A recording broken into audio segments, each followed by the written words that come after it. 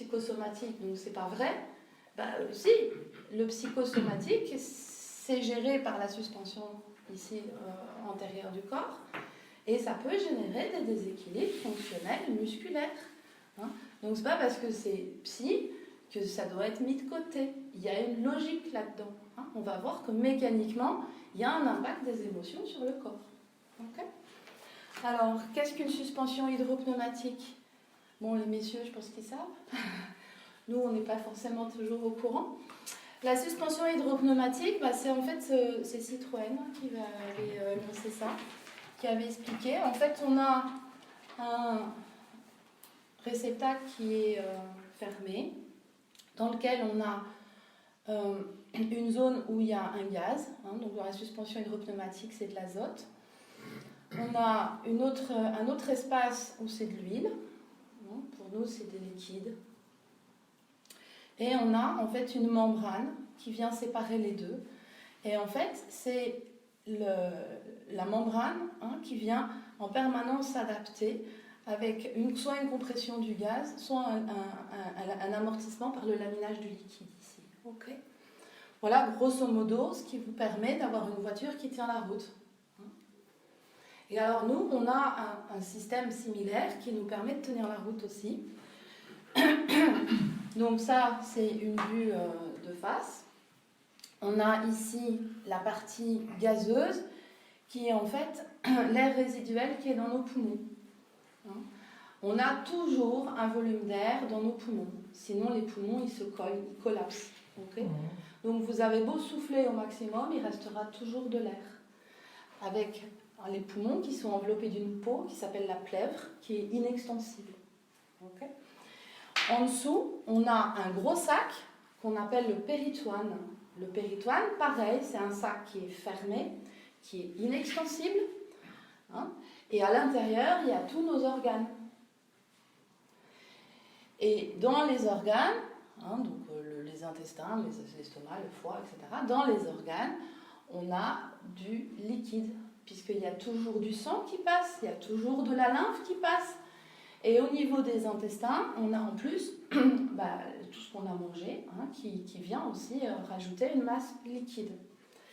Et entre les deux, donc deux ensembles fermés, un gazeux, un liquide, entre les deux, une membrane qu'on appelle le diaphragme. Le diaphragme étant le muscle le plus puissant de l'organisme. Okay. Voilà. Et donc, en fait, c'est cette suspension, comme pour une roue de voiture, qui va nous permettre de nous adapter à l'environnement.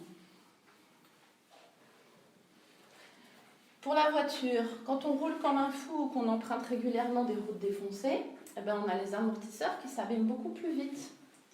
Okay. On a une usure prématurée du système. Et bien pour le corps, c'est exactement la même chose. Alors la question, c'est pas de courir vite toute la journée. La question, c'est d'avoir des attitudes inconscientes irrespectueuses pour le corps.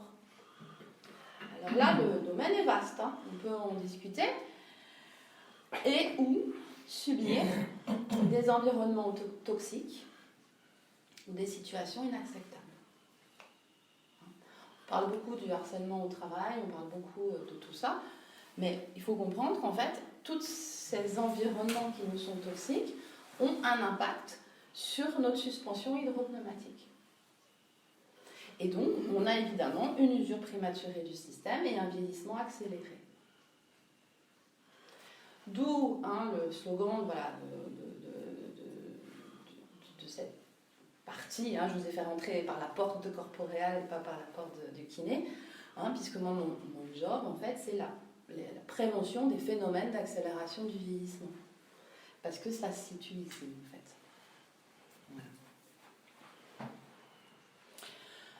Voilà. Cette exigence d'adaptation décide de tout pour vos articulations. Ça, vous devez comprendre ça. C'est qu'en fait, toutes vos chaînes musculaires passent par le diaphragme. Ça veut dire que toutes vos chaînes musculaires sont régies par cette suspension hydropneumatique. Donc, quand on a mal au cou, quand on a mal à l'épaule, quand on a mal aux pieds, le jeu, c'est tout le corps. Alors c'est vrai que maintenant il y a pas mal d'auteurs qui ont écrit que le corps était un tout et que quand on avait mal à l'épaule, ça pouvait venir d'ailleurs, etc. Mais on ne vous a jamais donné le lien. Et le lien, c'est cette suspension hydropneumatique. Okay. Et en fait, il y a une exigence là-dessous. C'est une exigence d'adaptation. C'est-à-dire que votre corps s'adaptera à votre environnement au détriment de vos articulations. Il faut comprendre que les articulations, c'est à la fin qu'on s'en occupe. Parce que le corps, il a beaucoup plus à gérer. Il y a des hégémonies qu'on verra, c'est-à-dire qu'il y a des fonctions qui seront priorisées, mais vos articulations arrivent en bout de course. Pourquoi ? Parce que le but, c'est que vous teniez debout, que vous arriviez à faire quelques pas, quoi qu'il arrive. Même si c'est avec un genou comme ça et avec l'épaule comme ça.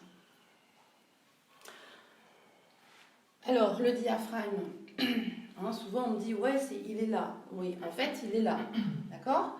Donc, vous voyez qu'il prend ses insertions sur toutes les côtes ici. Il vient ici en dessous, voilà. Et il part de l'autre côté et il vient là. Donc, votre diaphragme, ici, il s'accroche sur vos vertèbres. Vous voyez ici ? Et alors, c'est pas un petit tendon, c'est hyper costaud. Ça veut dire que s'il y a un spasme, c'est un muscle, donc il peut y avoir une contracture, il peut y avoir un spasme sur ce muscle. S'il y a un spasme, imaginez la tension qui vient sur vos vertèbres. Imaginez ce qu'elles subissent. Quand vous voyez de face, ça descend très bas. Le diaphragme, il s'accroche sur les vertèbres, la dernière thoracique et les 3 premières lombaires. Et on voit qu'au milieu, il y a une zone blanche, et cette zone blanche, c'est un tendon. Donc c'est du tissu inextensible. Il n'y a que la partie rouge, qui est de la fibre musculaire contractile.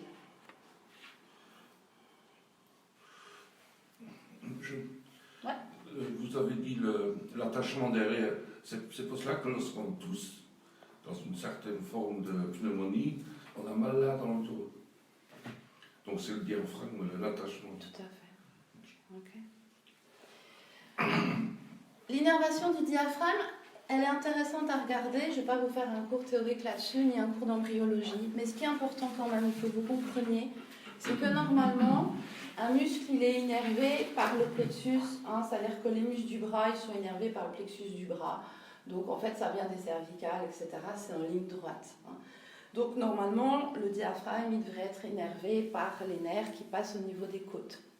Donc effectivement, les nerfs spinaux, donc de la 7e thoracique à la 12e thoracique, vont innerver une partie du diaphragme.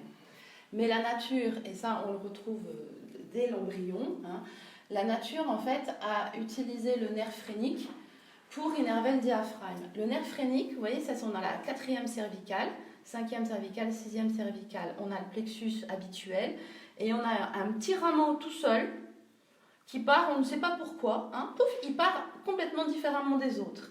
Et bien ce nerf phrénique, il descend directement sur le diaphragme. Ça veut dire que votre diaphragme prend une innervation très très haut à partir de la 4e cervicale. Et ça a son importance parce que ça crée un cercle vicieux. Si j'ai des tensions diaphragmatiques qui tirent sur mes cervicales, je viens aussi coincer mes cervicales et je renforce l'irritation sur le diaphragme. Vous voyez, ça se mord la queue, cette affaire-là. Donc ça, c'est intéressant à savoir, tellement ce muscle est important, parce qu'il est respirateur quand même. Le diaphragme, il nous permet de respirer, ça c'est ce que vous savez. Mais en fait, il sert à plein d'autres choses. C'est ça qu'on va voir aujourd'hui. Par exemple, quelqu'un qui a une rupture de la moelle épinière au niveau du thorax, au niveau des vertèbres thoraciques, il est paraplégique. Son diaphragme fonctionne toujours. Un tétrao, quelqu'un qui a une rupture de la moelle épinière au niveau de la 7e cervicale, il n'a plus que ses mouvements ici, d'accord ? Donc il arrive quand même à fonctionner. Et pourquoi il vit encore ? C'est parce que son diaphragme est toujours innervé, parce qu'il y a une innervation très haute. Donc c'est vraiment, la vie nous montre à quel point le diaphragme est important. Vu du dessus, regardez le tendon, comment il est important. Et vous voyez, il y a des trous. Parce qu'à l'intérieur du muscle, à l'intérieur du diaphragme, passe l'œsophage. L'œsophage, c'est par où passe la nourriture. Okay, passe l'aorte. L'aorte, c'est-à-dire l'artère qui vient apporter le sang pour nourrir vos jambes, pour nourrir le bas du corps. Et la veine cave inférieure, c'est-à-dire tout le sang qui est chargé des déchets, qui vient du bas et qui va remonter vers le cœur. Tout ça, ça passe par là. Sans compter, je vous l'ai pas mis là, il est tapissé du réseau lymphatique. Donc votre diaphragme, en fait, il a un lien avec la digestion, rien que parce qu'il y a des éléments de digestion qui passent à l'intérieur. Et il y a un lien avec votre circulation veineuse et lymphatique, enfin artérielle, veineuse et lymphatique, rien que parce qu'il y a des choses qui passent par lui. Okay, regardez ici, on voit qu'il s'accroche, bon, ça je vous l'ai dit, sur vos vertèbres, mais il s'accroche aussi sur l'arcade du psoas, donc il s'accroche sur les muscles qui sont fléchisseurs de hanche, et il s'accroche aussi sur l'arcade du rein, c'est-à-dire qu'il y a un lien direct entre votre diaphragme et vos reins. Souvent, on me dit, lors des premières séances de traitement avec moi, les gens me disent « Ah, Sophie, je ne sais pas ce que vous m'avez fait, mais alors après la séance et le jour suivant, je n'ai pas arrêté de faire pipi. » Ben oui, à partir du moment où on libère les tensions sur le diaphragme, on libère le rein qui peut retrouver une fonction. Donc il peut y avoir une augmentation de diurèse. C'est purement mécanique, c'est pas un miracle. Okay, ouais, ça, c'est toute la ramification veineuse, les sphincters. Vous voyez, les liens avec les muscles dont je vous parlais. Voilà, c'est pas un petit joueur, le diaphragme. Et alors, si on regarde, là, on a coupé au niveau du thorax. Ça, retenez bien ça, parce qu'on va le revoir après. Vous voyez, ici, sur le diaphragme, là, est cousu. C'est carrément de la couture. C'est vraiment intimement lié. Le péricarde, l'enveloppe de votre cœur, il est accroché à votre diaphragme.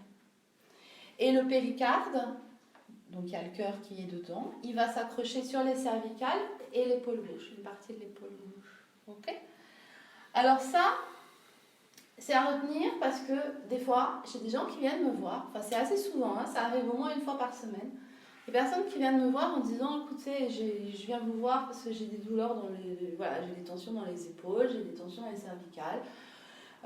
Et puis j'ai déjà fait de la kiné, ils m'ont mis de la chaleur, ils m'ont mis des électrodes, ils m'ont fait faire des exercices, mais ça fait 2 ans que je traîne ça, j'ai toujours mal. » Et alors quand je retrace un peu l'historique, je leur dis « Mais ok, est-ce que vous avez des palpitations cardiaques ?»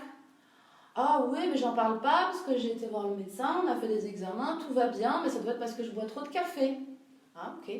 Et est-ce que vous avez des régurgitations acides, de l'acidité qui remonte? Ah oui, ça c'est pareil, ça fait longtemps que j'ai ça, mais je prends un IPP, enfin un antiacide, et depuis ça va mieux. Ok. Et en fait, le lien entre tout ça, parce que les gens s'inquiètent, ils se disent j'ai ça, plus ça, plus ça, plus ça, la vieillesse arrive, comment je vais finir? Mais en fait, c'est la même chose tout ça. C'est-à-dire que si votre diaphragme il est bloqué en bas, pour X ou Y raison qu'on verra après, et ben votre péricarde il est étiré. Et donc votre cœur il doit fonctionner dans une enveloppe qui est trop étroite. Ben, il n'aime pas ça. Alors il y a des extrasystoles, il y a des palpitations. C'est pas grave en soi, mais c'est un très très bon signe de blocage diaphragmatique. Et le péricarde, je vous ai dit qu'il était inextensible. Donc si j'ai besoin d'avoir des tensions en permanence sur mon diaphragme, c'est comme s'il y avait une cravate sur laquelle on tirait toute la journée. Okay, et alors qu'est-ce qui se passe? On ne peut pas se balader dans la rue comme ça à longueur de journée. On est obligé de regarder les jambes quand même.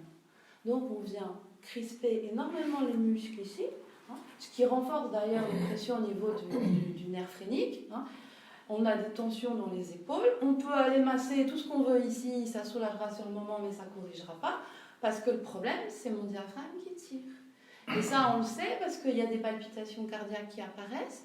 Et puis l'estomac, il est en permanence, on lui appuie dessus en permanence, donc il s'horizontalise un petit peu. Et donc le fond de l'estomac, il est en dessous de la sortie. Ça veut dire que les parois de l'estomac ont l'information qu'il y a toujours quelque chose à grignoter. Donc l'estomac, il balance de l'acide. Ce qui donne ces régurgitations acides. Ok ? Donc, quand il y a tous ces signes-là, on ne va surtout pas aller travailler sur les cervicales. Par contre, on va essayer de libérer cette tension diaphragmatique. Ça va ? Hein ? Donc, vous voyez que connaître l'anatomie et la biomécanique, c'est hyper important parce que ça évite de travailler à l'aveugle. Et vous, ça vous évite de vous inquiéter. Bon, ça c'est l'embryologie, je vous le passe, je vous le dis. Hein, voilà. Vous voyez les liens avec les viscères. On a ici le diaphragme qui est là, hein, il est schématisé. Vous avez le foie qui est ici. Il est là le foie, il n'est pas là. Il est là. D'accord ? Et vous avez l'estomac qui est ici. Quand vous prenez de l'air, le diaphragme il descend, il se contracte. Quand vous soufflez, le diaphragme il se relâche. Ce qui veut dire que votre foie, il descend et il monte à longueur de journée. Il fait 300 mètres par jour, le foie. Et ouais, et il a besoin de ces 300 mètres par jour pour fonctionner. Donc, si vous avez un blocage diaphragmatique et que le foie, il ne peut pas descendre ou il ne peut pas monter complètement, au lieu de faire 300 mètres par jour, il va en faire 100. Mais 100 mètres par jour, ça ne suffit pas pour qu'il se draine. Ça ne suffit pas pour que la fonction soit respectée. Donc, effectivement, on peut avoir un engorgement au niveau du foie qui peut créer des maux de tête, qui peut créer des boutons, qui peut créer tout un tas de symptômes, juste parce qu'il y a un blocage diaphragmatique.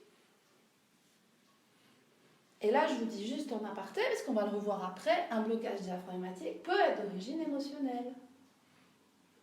Mais ça se transmet dans le corps. Ça va ? Si mon diaphragme il est en permanence en contraction, bloqué en position basse, évidemment, on va avoir une augmentation de la pression dans ce fameux cercle péritoine dont je vous parlais tout à l'heure.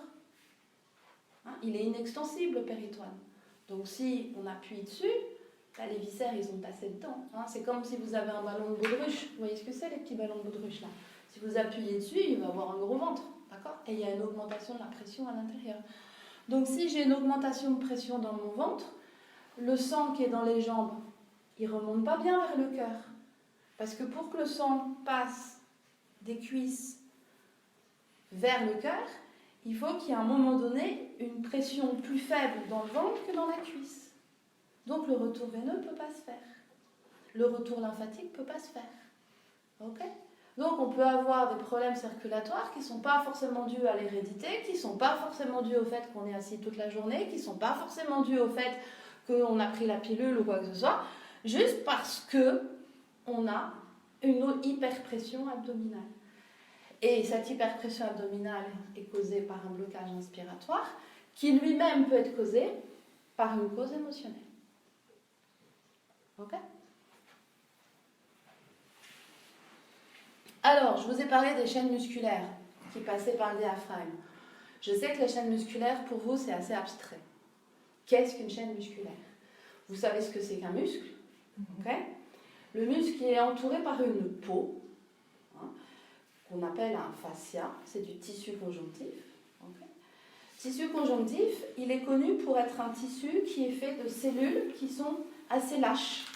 Hein. Ce n'est pas des cellules qui sont collées les unes aux autres, c'est des cellules, c'est un maillage assez large. Okay ? Et dans ce maillage assez large, il y a des cellules et il y a du liquide interstitiel, hein, qui fait la lymphe. Et là, quand on se coupe, on voit qu'il y a des choses qui coulent, un peu blanc, c'est de la lymphe, et puis il y a le liquide interstitiel, tout ça c'est la même popote. Hein, okay ? Et en fait, ce tissu conjonctif, il vient envelopper les muscles. Et la mécanique du corps, elle est faite de telle manière que tous les muscles qui sont agonistes, c'est-à-dire les muscles qui ont le même type de fonction, c'est-à-dire tous ceux qui vont dans un sens de flexion, par exemple, ces muscles-là vont être reliés entre eux par la même bande de tissu. Et c'est ça une chaîne musculaire. Ok ? Ceux qui vont être plutôt des extenseurs vont être reliés dans la même chaîne. Et puis on a des muscles qui sont reliés à 2 chaînes ou 3 chaînes différentes. Parce que certaines de leurs fibres font la flexion et d'autres fibres vont faire par exemple une rotation. Donc en fait c'est une autre chaîne qui prend le relais. Hein. Donc il y a ce maillage de tissu conjonctif que je rappelle inextensibles. Et retenez que c'est des fibres qui sont faites de cellules avec un maillage large. Pourquoi je vous dis ça? C'est qu'après, on va aller voir l'encrassement du corps, les causes de l'enraidissement. Et en fait, ce maillage étant tellement large que c'est la poubelle du corps. C'est-à-dire que quand vous avez des toxines dans votre organisme, le corps va essayer de les mettre à la porte. Donc il met en place ce qu'on appelle un métabolisme primaire. Et là, effectivement, il y a les intestins qui rentrent en route, il y a les reins, le foie, la peau aussi, qui est un organe émonctoriel. Puis si le corps n'arrive pas à se dégager de ces toxines, il va bien falloir qu'il mette en route un deuxième métabolisme, le métabolisme secondaire. Métabolisme qui coûte cher en énergie. Donc les gens qui sont des fatigués chroniques sont souvent des gens qui ont un corps encrassé. Et puis si le métabolisme secondaire ne fonctionne pas, il va bien falloir planquer la poussière quelque part, parce que le corps il doit continuer à fonctionner. Donc il va stocker ses déchets dans les fibres musculaires, dans le fascia, dans cette enveloppe conjonctive, où les cellules sont... Voilà. Et dans ce tissu-là, donc dans les chaînes musculaires, les toxines vont faire que le liquide interstitiel, qui était bien fluide, va se transformer en marécage et peut même aller jusqu'à de la colle. Ça devient gluant comme de la colle. Et alors après, on s'étonne qu'on a un corps ultra raide. C'est la poubelle du corps. La poubelle est pleine. Okay? Et une poubelle pleine a des conséquences, puisque les chaînes musculaires jouent le rôle d'adaptation via le diaphragme à notre environnement. Tout ça, ça se tient. Ok? Alors, on a une chaîne qui est en fait la première chaîne qui a été découverte. C'est Françoise Mézières, peut-être que vous en avez entendu parler. Non? Ouais, vous connaissez? Voilà, qui a commencé à travailler sur la chaîne postérieure, la chaîne statique, qui n'est pas en fait une chaîne musculaire à proprement parler, mais qui est une chaîne purement conjonctive. Donc, il n'y a pas un poil de muscle là-dedans, c'est que du tissu conjonctif. Elle part donc de la base du crâne, ici. Elle va, vous voyez sur les omoplates, sur les épines des omoplates. Elle descend tout le long de la colonne vertébrale et elle vient prendre ici sur les hanches. Elle vient au niveau du genou. Alors, au niveau du genou, c'est le péroné. Le péroné est un os tellement fin que quand on est mort, on a l'impression que c'est un bout de bois. Mais quand on est vivant, en fait, le péroné se comporte exactement comme un tissu. Et le péroné fait partie de cette grande chaîne ici. C'est pour ça que quand on a des problèmes de cheville, je pense à des instabilités de cheville, on est obligé d'aller voir jusqu'au niveau des épaules. Parce que c'est cette chaîne fibreuse en fait. Ok? Voilà. Ça, c'est une chaîne que vous connaissez quand vous dites j'ai des tendinites trochantériennes.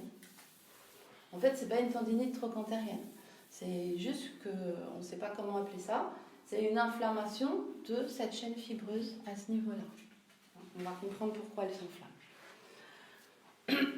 De profil, en fait, on s'aperçoit que cette chaîne fibreuse rentre à l'intérieur du crâne pour rejoindre la chaîne antérieure. C'est ce qu'on appelle la faue du cerveau. Cette peau qui va séparer le cerveau droit du cerveau gauche fait partie de la chaîne statique. Ok? Ensuite, on a la chaîne de flexion. Donc la chaîne de flexion, elle part sur les mastoïdes, ici, très haut. Donc elle descend devant. C'est ce qu'on appelle la chaîne antérieure aussi. Donc tous les problèmes de voix, quand on a du mal à poser sa voix, etc., c'est souvent que cette chaîne, elle est à travailler. Et elle descend ici jusqu'au pubis. Et elle se prolonge. On voit ici. Elle se prolonge. C'est une chaîne de flexion. Donc, en fait, elle permet ça. Donc, en fait, elle se prolonge ici sur le côté et elle va jusque sous la plante des pieds. Donc, vous voyez qu'elle passe par le diaphragme devant, tout comme la chaîne postérieure passée par les piliers diaphragmatiques. Et elle passe au niveau de la plante des pieds. Et elle passe, regardez, sur l'avant de la base du crâne.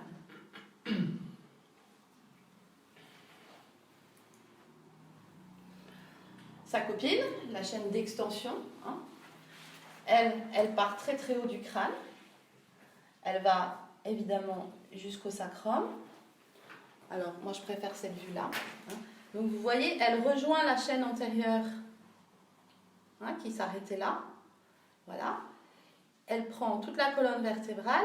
La chaîne antérieure passait comme ça, mais là elle passe au niveau du diaphragme. Elle traverse le bassin et elle passe devant. Et regardez, on la retrouve aussi sous le pied.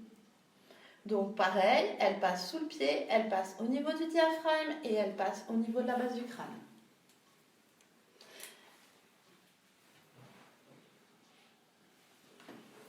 Après, on a les chaînes croisées, donc croisée postérieure, qui part de l'épaule ici et qui va là.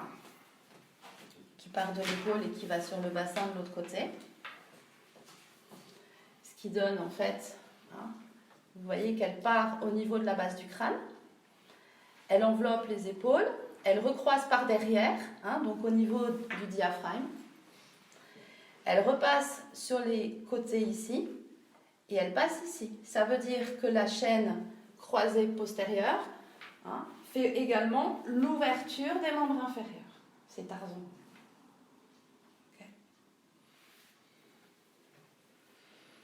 Regardez la position ici au niveau du pied. On explique beaucoup de problèmes d'hallux valgus avec cette chaîne.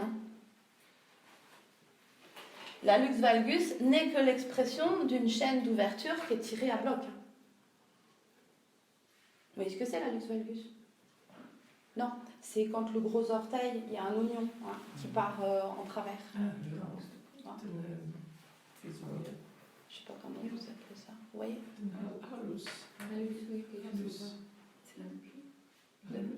Oui, c'est l'os qui dépasse.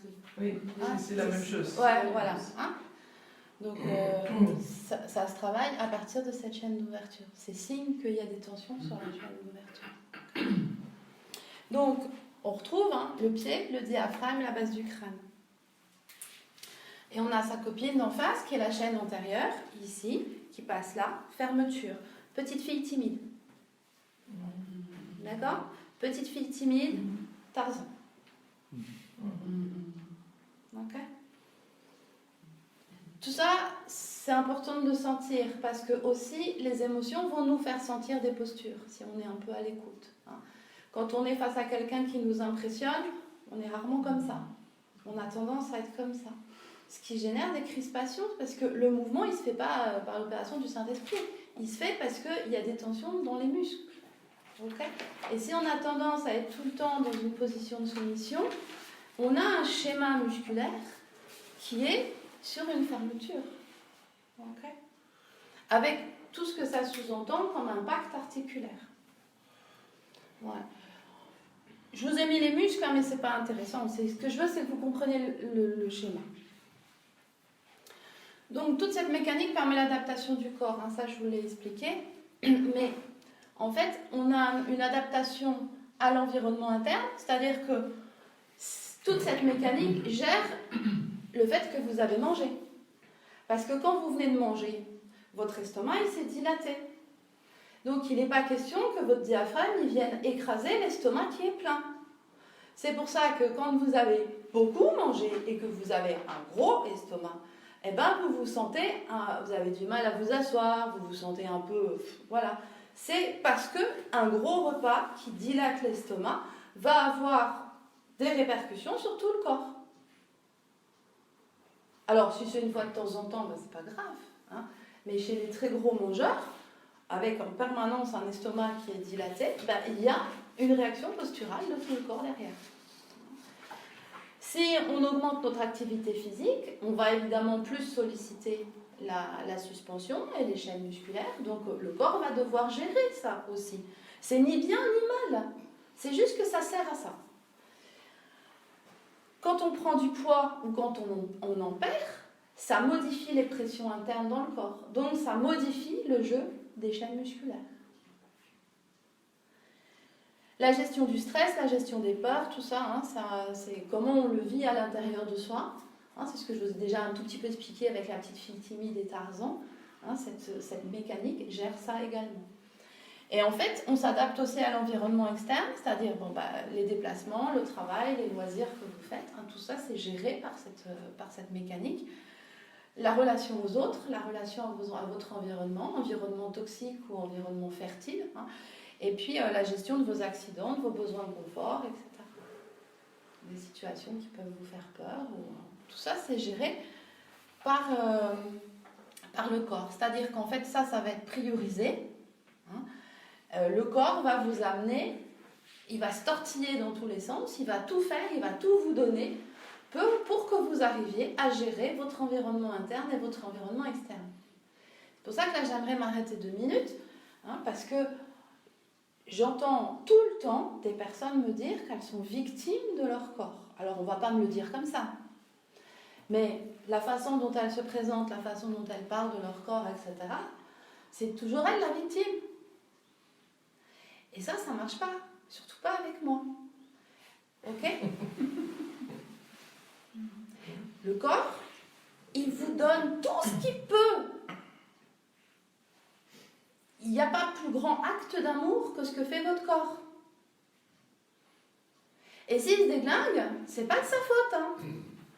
C'est parce que vous lui demandez de la gestion d'environnement trop compliquée.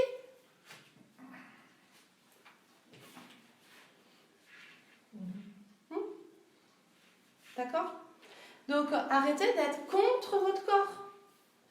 Ouais, mon corps, il me fait mal, j'en ai marre, j'arrive pas à faire ci. Oh, mon corps, il se déglingue. Il a tout donné. Soyez cool avec lui. Hein ? Si on est des humains, c'est parce qu'on a un corps. Sinon, on serait des anges, on n'aurait pas de corps. Ça va ? Donc, lui, en plus, vous le connaissez depuis votre naissance. Et je crois que c'est la seule personne qui va vous accompagner toute votre vie, de la naissance à la mort. Et quand vous êtes seul, parce qu'il n'y a plus d'amis, il n'y a plus de relations, il n'y a plus personne, parce que vous êtes seul, non, vous n'êtes pas seul, vous êtes avec votre corps. Il continue à tout vous donner. Et plus vous allez être en défiance par rapport à votre corps, plus ça va être difficile pour lui de faire son job. Donc essayez peut-être de regarder les choses différemment et de dire « Ah ok, là, mon corps, il m'a donné le maximum, il n'en peut plus. Qu'est-ce que je peux faire pour l'aider ?» D'où le terme « j'aime mon corps », la formation. D'accord ? Les objectifs prioritaires du corps, hein, c'est ce qu'on appelle les hégémonies. Ça, bon, il y en a plein, je vais vous sortir juste les plus importantes. Hein. La commande de respiration sera favorisée par rapport à la phonation. C'est-à-dire que vous arriverez toujours à respirer, bien ou mal, hein. Mais ça, s'il y a quelque chose qui doit se passer à ce niveau-là ou au niveau du thorax, ce sera la phonation qui sera diminuée. Votre voix sera moins forte. Des fois, on le voit avec les personnes plus âgées, hein, elles respirent bien, hein, mais on sent que leur voix, elle est moins puissante. Souvent, on dit avec l'âge, je perds ma voix. C'est parce que la respiration sera toujours privilégiée à la phonation. Le corps s'il doit lâcher quelque chose, il lâchera la voix plutôt que de la respiration. La commande de préhension sera toujours favorisée. C'est-à-dire qu'en fait, on est toujours capable de mettre la main à la bouche. Ça, c'est favorisé. C'est pour ça que quand vous avez des personnes qui sont, par exemple, qui ont un AVC ou qui ont ce qu'on appelle une hémiplégie, etc., hein, vous voyez que la position, c'est celle-là, de rétraction. Hein. Les gens, souvent, quand on voit des gens qui sont handicapés, qui ont un handicap du membre supérieur, ils vont être comme ça. Ok ? Parce que la commande de préhension est une hégémonie. Vous n'arriverez plus à lever le bras, vous n'arriverez plus à prendre un truc derrière, mais ça, vous arriverez toujours à le faire.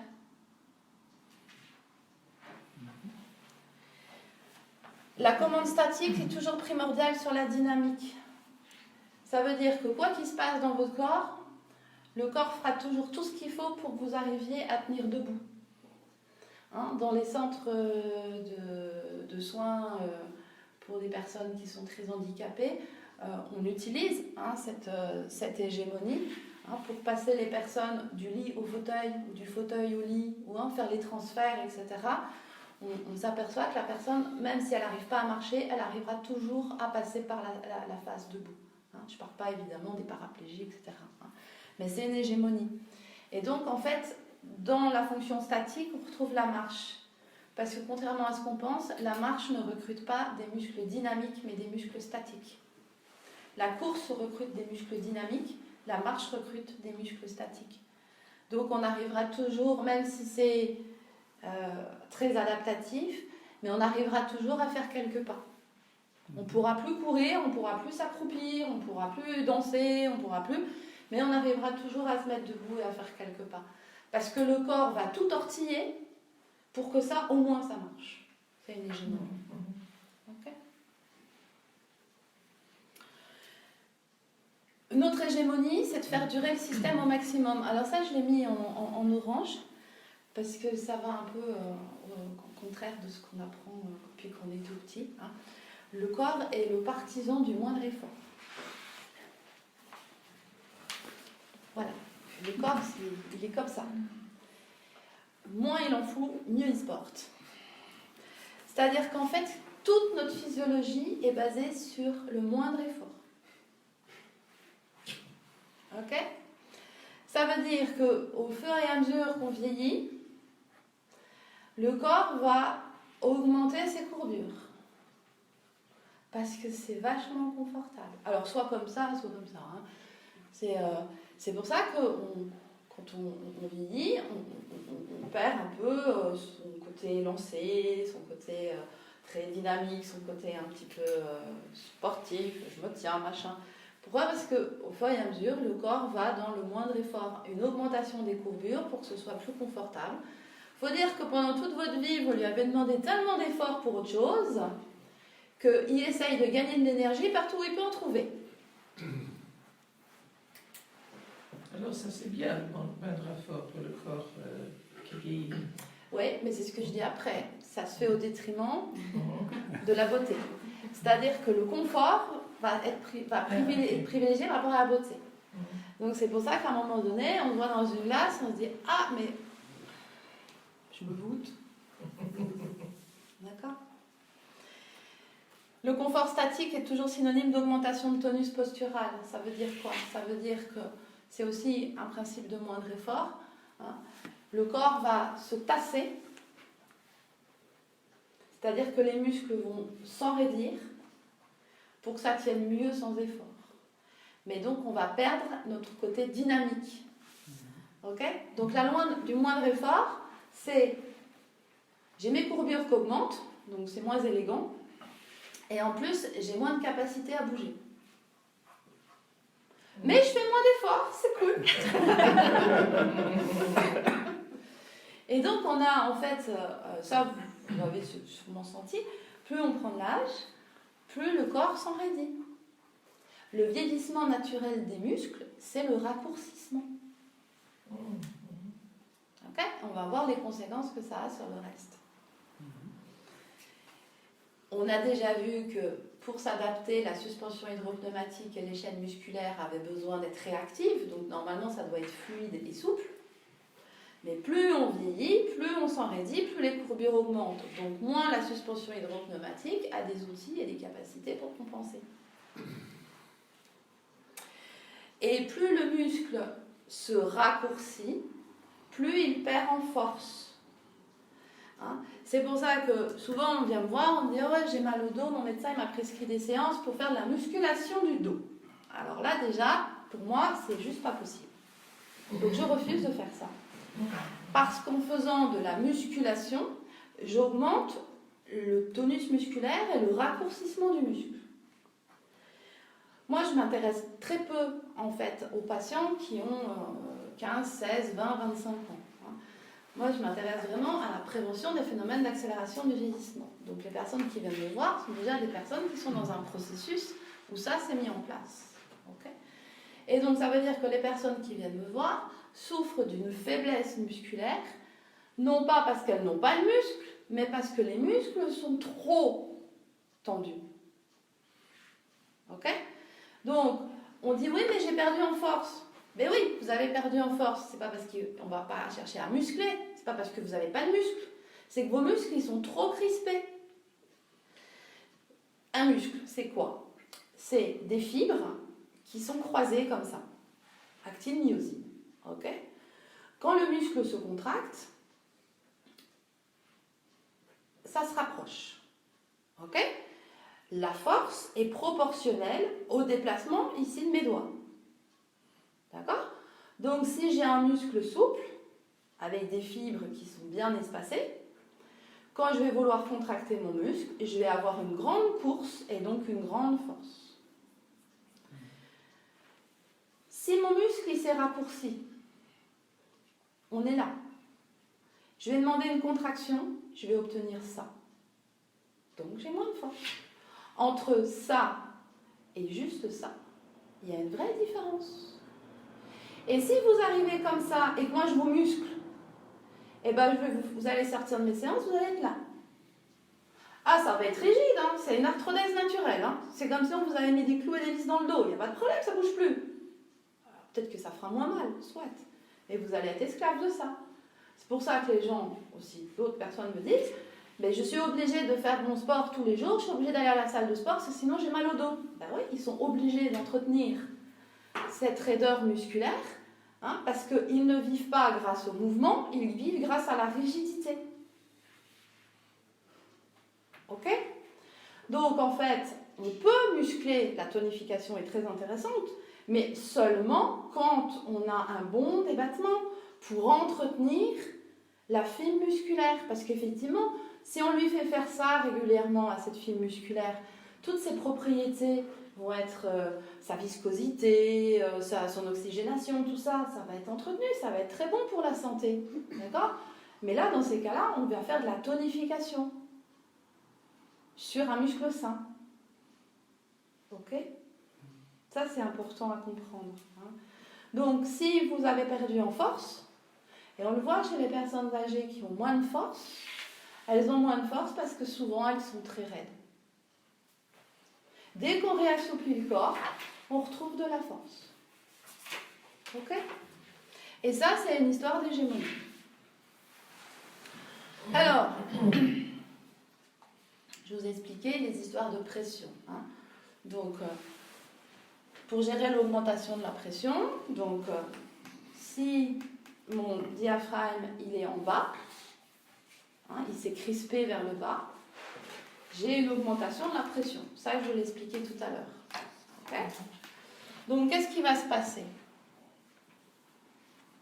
J'ai trop de pression dans mon ventre. Le corps déteste quand il y a trop ou pas assez.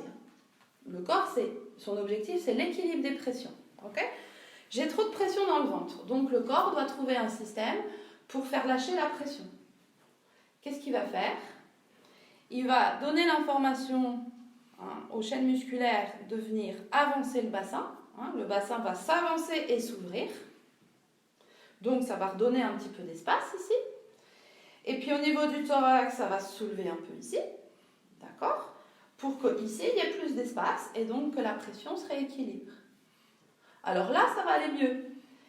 Si c'est momentané, parce que vous tombez enceinte ou parce que vous avez fait un super dîner, voilà, avec l'estomac qui se dilate et tout, bah, après, ça va rentrer dans l'ordre et ce jeu-là va pouvoir se faire.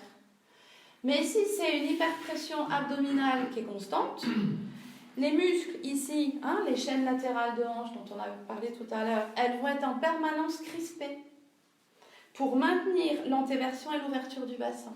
Ces muscles-là, ils ne sont pas faits pour ça. Ces muscles-là, ils ont été mis là pour que quand vous marchiez, hein, voilà, pour pouvoir passer le pas ici, il faut que ce muscle-là se contracte. Sinon, mon bassin, il va partir comme ça. Hein, ça serait... Alors, le muscle, il est fait pour ça.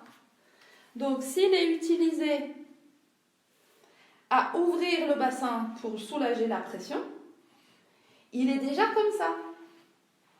Et quand vous allez marcher, il aura beaucoup moins de facilité d'adaptation pour vous maintenir en équilibre. Donc, il ne faut pas s'étonner que quand on a une hyperpression abdominale, on se casse la figure régulièrement ou on a le sentiment d'avoir les chevilles qui tremblent un peu. Hein, ce n'est pas les chevilles en fait, c'est toute la suspension du membre inférieur qui est perturbée. Juste parce qu'il y a une hyperpression dans le ventre. D'accord ? Donc en fait, on s'aperçoit que pour gérer une augmentation de pression, le corps doit faire un relâchement de la tonicité abdominale. Ah ouais, on doit ouvrir. Alors, il y a des gens qui font ça, voilà, ils sont en déploiement, et ils vont dans les salles de sport pour faire des abdos parce que leurs abdos ne sont pas assez forts. Ben, oui, mais là, ils sont en train de dire à leur corps, c'est moi qui décide, c'est moi qui ai raison, t'as tort. Alors que je crois que le corps est beaucoup plus au courant de ce qu'il a à faire pour gérer une hyperpression abdominale, dont on est responsable. Ok ? Relâchement du périnée, hein, beaucoup de problèmes d'insuffisance, d'instabilité missionnelle, hein, quand on veut faire pipi tout de suite, que c'est urgent, etc.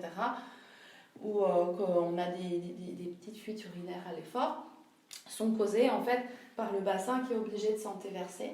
Hein, c'est-à-dire que la ligne de poids tombe sur la partie faible du périnée. Quand le bassin il est bien positionné, la ligne de poids tombe sur la partie fibreuse et costaud du périnée, comme ça doit être. Mais si on a une hyperpression abdominale, on peut avoir effectivement un périnée faible. C'est pas que le périnée est faible, c'est que la ligne de poids, la ligne de force, tombe à un endroit de faiblesse du périnée. Okay ? Une question. Ouais. Souvent, c'est après l'accouchement qu'on a ce problème. Ouais. Donc, c'est quoi qui provoque ça alors ? Le déploiement viscéral causé par l'hyperpression abdominale. Quand on est enceinte, on vient se mettre en déploiement viscéral, comme ça. On vient se mettre en ouverture. Et puis, ce qui se passe, c'est que le corps... Alors, je peux faire un aparté, je voulais en parler un peu plus tard, mais cette hyperpression abdominale, pendant la grossesse, hein, on a le corps qui se dilate, qui se dilate, qui se dilate. On a un des muscles, les abdominaux, qu'on appelle le transverse, qui fait la sangle abdominale. C'est le seul des abdos, hein, au passage. Il prend ses insertions sur la colonne vertébrale et il fait tout le tour. Lui, pendant la grossesse, il est sidéré. Imprégnation hormonale, information du corps, on dit au transverse, t'es pendant 9 mois en vacances, on ne veut plus entendre parler de toi. Donc, il peut se dilater, il a plus mal. D'accord ? Et on a une augmentation de pression. Donc, on voit la femme enceinte, hein, quand elle arrive en fin de grossesse, elle a les genoux qui s'ouvrent, hein, elle a le bassin qui est vers l'avant, elle a le dos creux, voilà, elle est comme ça. Hein. C'est justement ce déploiement viscéral de gestion. Okay ? Dans l'ancien temps, une fois que on accouche, le bébé s'en va, donc il n'y a plus de pression dans le ventre. En 1 heure, même pas. Okay ? Dans l'ancien temps, avant que les femmes se relèvent, on les bandait. On bandait leur ventre. Et on bandait le ventre pour garder la même pression dans le ventre. Et tous les jours, on desserrait un peu la bande pour que les pressions se rééquilibrent. Et donc, on remettait la femme debout et petit à petit, comme il y avait cette pression qui était gérée, le bassin avait plus besoin de s'antéverser, tout reprenait forme, etc. À l'heure actuelle, les femmes, on les remet debout, on ne bande plus rien, on ne fait plus rien, et on les laisse partir comme ça. Et donc, elles passent d'un niveau de pression qui est hyper important à rien, hein, en hypopression, et c'est un vide. Et ce qui se passe, en fait, c'est que quand on va chercher à prendre appui ici, hein, ça on va le voir après, c'est-à-dire que le diaphragme, quand on prend appui sur nos viscères, hein, quand on vient se bloquer en position inspiratoire, ça nous donne un sentiment de stabilité et ça nous donne le sentiment de se sentir plus fort. Parce qu'en fait, comme toutes nos chaînes musculaires passent par là, quand le diaphragme il est en appui, les chaînes musculaires ont tout un point fixe pour pouvoir tirer. Si vous avez déjà essayé de sortir votre chien en étant sur des patins à roulettes, hein, vous comprenez bien ce que je veux dire. C'est-à-dire que si vous avez des patins à roulettes et que votre chien il tire, essayez de le rattraper. Vous allez partir avec. D'accord ? C'est la même chose avec les chaînes musculaires. Si vous voulez développer de la force dans votre bras, il faut que vos 2 pieds ils soient bien ancrés dans le sol. Et pour la chaîne musculaire et pour aussi la sensation intérieure, quand on veut avoir de la force, on se bloque en position inspiratoire pour avoir un point d'appui pour ces chaînes musculaires. D'accord ? Ce qui veut dire que la femme, elle se retrouve avec un vide ici, on la remet debout et puis on lui dit « va vivre ta vie ». Et donc, en fait, elle n'a plus de point d'appui antérieur. Et c'est comme ça qu'on explique en grosse partie les burn-out, les blues, baby blues. D'accord ? C'est-à-dire que la femme se retrouve sans capacité à avoir un appui dans sa vie. Elle ne sait plus où elle est, en fait. Comme quoi, la mécanique a un impact sur la psychologie. Ça marche dans les 2 sens, cette affaire-là. Si j'ai besoin de me sentir plus fort dans la vie parce que mon environnement est toxique ou parce que je doute de moi, je vais créer un blocage en position basse du diaphragme, donc une hyperpression abdominale. Et si on me retire cet appui, je vais être totalement déstabilisée et perdue dans ma vie. Okay, donc il y a deux choses. Il y a le fait qu'après une grossesse, souvent le transverse, il n'est pas réveillé. Hein, c'est pour ça que Charlotte a travaillé avec vous le transverse. Hein. Et ensuite, il y a cette histoire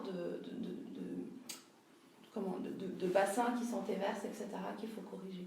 Parce qu'on n'aurait pas dû vous remettre debout si vite. Ça va ? Donc c'est le bébé qui part, qui fait perdre l'appui, c'est ça? La pression, il y a moins de pression. Oui. Quand il y a un bébé dans le ventre... Après la naissance, en fait, oui. Pardon? Après la naissance du bébé. Donc. Après la naissance du bébé, ouais. Et le problème, c'est que le transverse, il a besoin de se il a besoin d'un peu de réadapter. temps. Oui, bien sûr, il a besoin d'un peu de temps. Et moi, je vois des femmes arriver qui ont accouché il y a 25 ans, leur transverse, il n'est pas réveillé, quoi. Donc, toute leur vie, elles passent leur temps à chercher des appuis, avec des compensations importantes. Hein. Quand on n'arrive pas à avoir de la force à l'intérieur, qu'est-ce qu'on fait? Vous avez déjà vu, hein, quand vous êtes un peu, vous doutez de vous, etc., vous essayez d'aller chercher la force dans les épaules. Hein. Ok? Donc si on n'a pas d'appui ici, si on n'est pas centré dans son ventre, on va aller chercher où on peut. Hein. Donc on va surjouer la force. Ok? Avec tout ce que ça peut entraîner. Alors, ça donne des douleurs. Hein. Donc, les laxités sacro-iliaques, c'est ici, hein, les douleurs quand on dit j'ai mal dans le bas du dos. Là, voilà. Ça peut aller jusqu'au spondylolisthésis, c'est-à-dire une rupture au niveau de la vertèbre entre L5 et 5. Hein. Pour les personnes qui ont ça, vous savez ce que c'est. Hein. Pour les autres, vous oubliez. Dos plat et lordose lombaire, hein, c'est ce qu'on disait, le creux ici, trop prononcé. Alors, l'histoire des fausses jambes longues. On m'a dit que j'avais une jambe plus courte que l'autre. Ouais, d'accord, c'est juste le jeu. Hein, c'est que peut y avoir un bassin qui descend plus que l'autre. Ok ? Si on mesure les os, ils ont la même longueur. Hein, mais c'est par les tensions musculaires, le jeu des tensions musculaires, on va avoir le sentiment qu'il y a une jambe plus courte que l'autre. C'est-à-dire qu'en fait, c'est une jambe qui est plus tendue que l'autre. Hein, plus en adaptation que l'autre. Donc c'est pas vraiment vrai. Bah non, c'est pas vrai. Et même les ostéopathes, ils le disent. Oui, parce qu'ils le corrigent. Oui, bien sûr. Moi, je le dis aussi, j'ai dit. Voilà. Mais en fait, il y a deux façons de le dire. Soit on dit, oh là là, ma pauvre dame, vous avez une fausse jambe longue, vous avez une jambe trop courte, voilà. Ah, on va vous mettre une semelle. En fait, c'est la catastrophe du siècle. Vous êtes mal foutu, c'est ça qu'on est en train de vous dire. Okay, et donc, vous repartez avec, comme pensée en background, je ne conviens pas, mon corps ne convient pas, je ne suis pas bien, je ne suis pas... Et là, vous vivez avec ça. Et je ne vous dis pas ce que vous créez derrière. D'accord ? Puis il y a une autre façon de le dire, c'est ah, tiens, il y a une jambe qui a l'air plus courte que l'autre. Bon, ça, c'est pas grave, ça signe qu'il y a une adaptation, etc. Bon, c'est pas grave, on va le travailler. Est-ce qu'on peut le travailler quand même? On peut le travailler. Chacun, oui. Oui, mais en fait, c'est pas grave qu'il y ait une jambe plus courte que l'autre en soi. Si le corps a toutes les capacités de vivre avec et de le compenser, c'est pas grave en fait. Où ça commence à poser problème, c'est que quand le corps il a une jambe trop courte, image, d'accord, mais qu'il est bloqué dans sa rigidité. Et là, vous passez votre journée avec votre corps il lui manque une case, quoi. Il y a un truc qui ne marche pas, quoi. Okay, ce qu'il faut, c'est pouvoir compenser. Il faut que le bassin puisse bouger. C'est pour ça que je mets mes patients sur des ballons et que je leur fais travailler en rythme, les mouvements du bassin, les machins et tout ça. C'est pour que tout ça, ça se rééquilibre. Et qu'on arrive à accepter qui on est. Accepter qui on est, c'est accepter notre corps tel qu'il est. Et si j'accepte de regarder mon corps tel qu'il est, j'accepte de comprendre ce qu'il est en train de me raconter. Et je vais aimer ses défauts. Et je vais vivre avec ses défauts. Et je vais apprendre à compenser et à travailler avec ça. Et ça donne de l'espoir. Ok ? Parce que plus vous allez vous aimer, plus vous allez aimer votre corps, plus vous allez voir la vie différemment. La vie va être beaucoup plus belle, je vous le promets. C'est vrai. Ça va ? Et au niveau des genoux, on peut avoir donc auscultateur, ça c'est chez les adolescents hein, qui ont la tubérosité tibiale ici qui ressort à cause de trop grosse tension ici sur le quadriceps. Tendinite rotulienne, hein, c'est les douleurs sous le genou ici. Et puis tout ce qui est hydarthrose et inflammation des genoux. Juste pour une histoire de pression au niveau du ventre. Et la polyarthrite, par exemple, les arthrites, C'est encore autre chose. Ça, je vais en parler après. Hein. c'est une inflammation. C'est une inflammation chronique du corps. Hein. Ouais. Voilà. Et alors, quand on a une diminution de pression, Alors ça peut être pour plein de raisons. Hein. Si on a très très mal, hein, on va avoir tendance aussi à se mettre comme ça. Hein. Ou si on vous enlève un organe, parce que ça je trouve ça génial. On vous dit voilà, on va vous enlever un bout d'intestin, ne vous inquiétez pas, c'est pas grave, mais il faut le faire. Alors, on enlève un bout d'intestin, on enlève une vésicule biliaire, on enlève un tas de trucs, mais on ne remet jamais rien à la place. Ok ? Ce qui veut dire qu'on vous enlève des trucs qui étaient nécessaires à l'équilibre des pressions. Et donc vous vous retrouvez avec moins de pression dans le ventre. Et bien fatalement, le corps, il va falloir qu'il gère cette pression. Et donc vous allez vous retrouver comme ça. Là. Hein, on était là, déploiement, et là on va être en reploiement. Parce qu'il va bien falloir combler les vides. Ce que le chirurgien vous a enlevé, votre corps il va trouver une solution pour combler le vide. Il est obligé.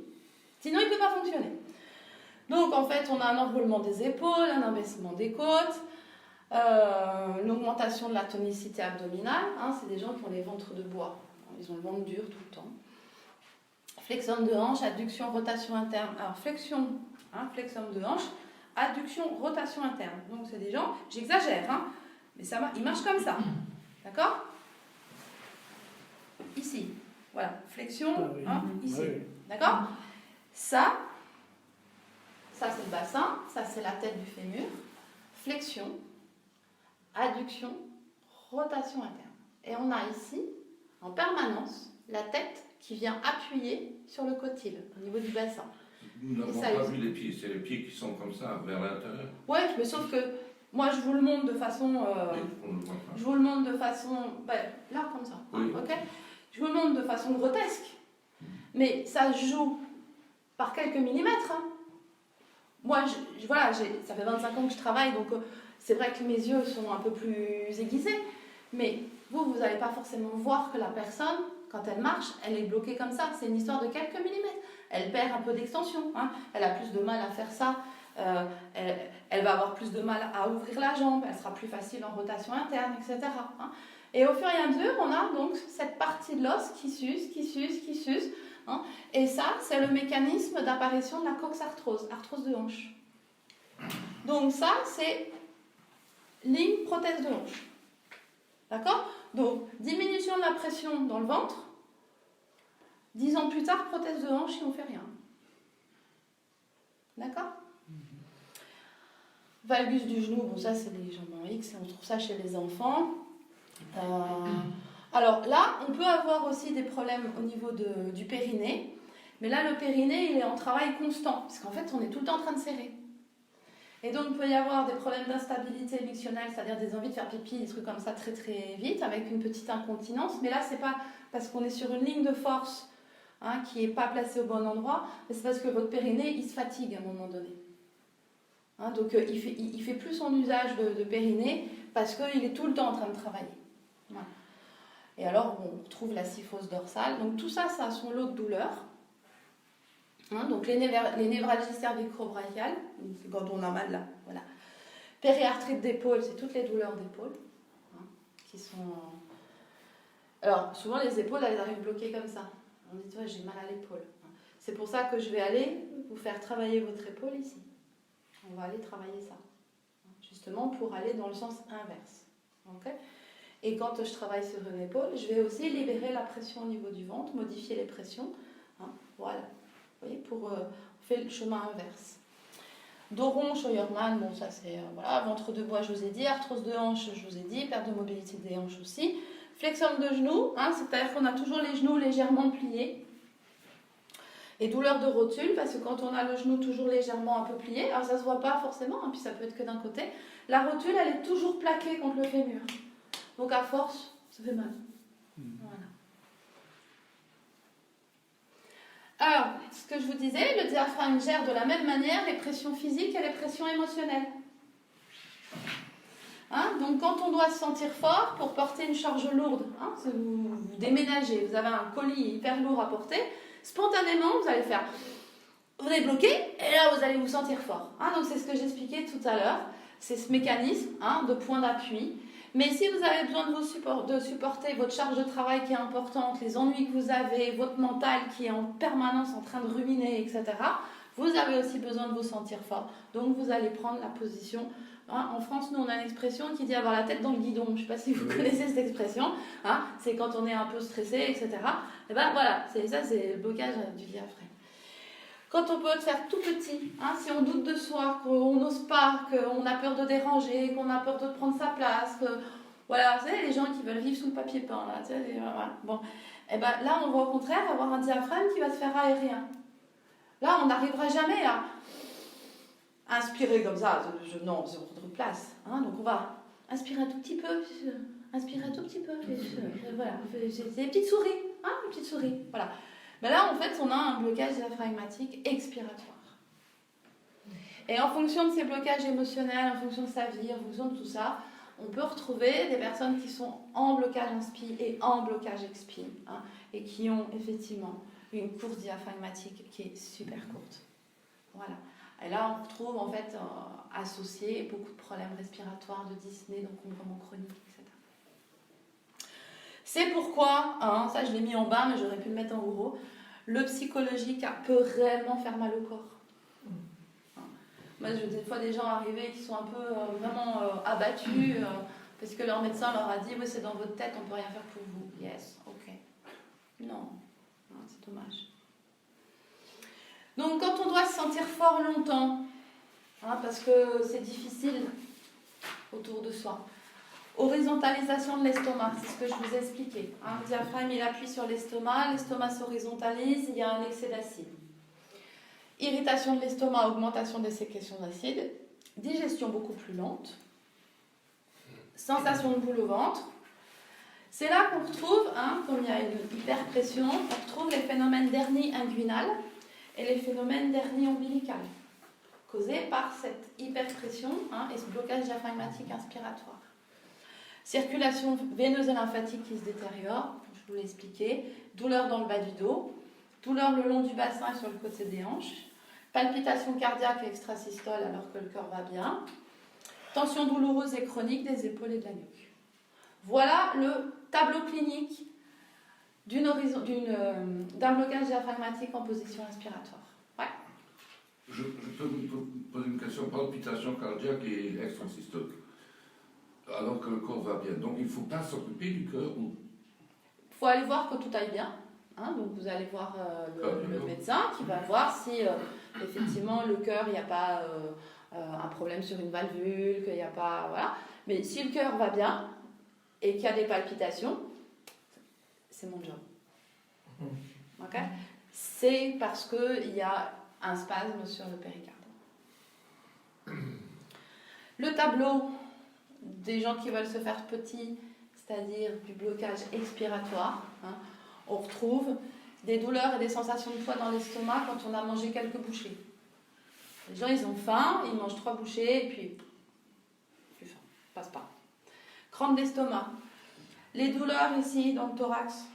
Hein, je ne sais pas si vous avez rencontré des gens qui disent j'ai toujours des douleurs ici, quand je touche, c'est douloureux. Hein. Ça, c'est signe que leur diaphragme, il ne va pas bien. Et douleurs dans le haut du dos, entre les omoplates. Toutes les douleurs ici. Hein. Ça, c'est souvent le... Ok ? Voilà. Moi, je vous propose de faire une petite pause. Sauf si vous avez des questions. Ça va ? Pas de questions ? Ok. Donc, il y a des petits gâteaux. Alors, tout est sans gluten chez moi. Hein, donc, sans lactose, sans gluten. Vous avez des petits gâteaux, des fruits secs, etc. Et de l'eau à volonté. N'hésitez pas. Voilà, on se prend une petite pause. J'ai une question. S'il y a parce qu'il y a tellement d'infos, vous ne pourrez pas les avoir. Je comprends pas ce que vous dites.